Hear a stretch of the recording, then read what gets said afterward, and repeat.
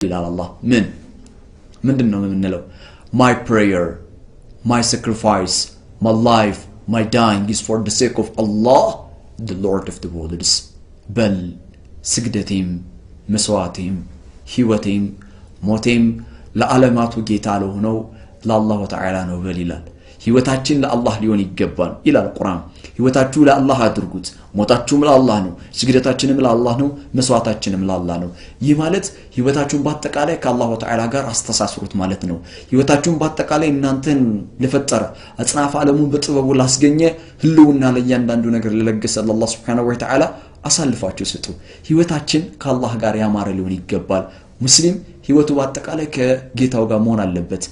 እኔም ምለው ሁላችንም ህይወታችን ከአላሁ ተዓላ ዘንድ ከአላህ Subhanahu Wa Ta'ala ዘንድ እንደተቸረን እናምናለን ሁላችንም ህይወታችን ከአላህ Subhanahu Wa Ta'ala መስመር ላይ ቢሆን እንሻለን ታዲያ የቁርአንን መልእክት ስንረዳኮ ህይወታችን ከአላህ ጋር እንዲሆን ህይወታችን መስመሩን አቅጣጫው ሁሉ ከጌታችን ከአላህ Subhanahu Wa Ta'ala ዘንድ በሚወርደው በራእይ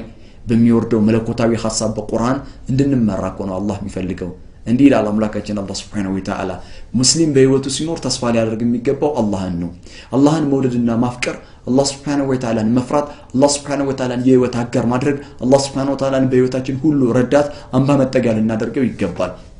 ህይወታችን ከአላህ Subhanahu Wa Ta'ala ጋር መስመር የሚይዘው ህይወታችን ከአላህ Subhanahu Wa Ta'ala ጋር በጣም ያማረ ሊሆን የሚገባው በእንደዚህ አይነት አካሄድ ሲሆን ነው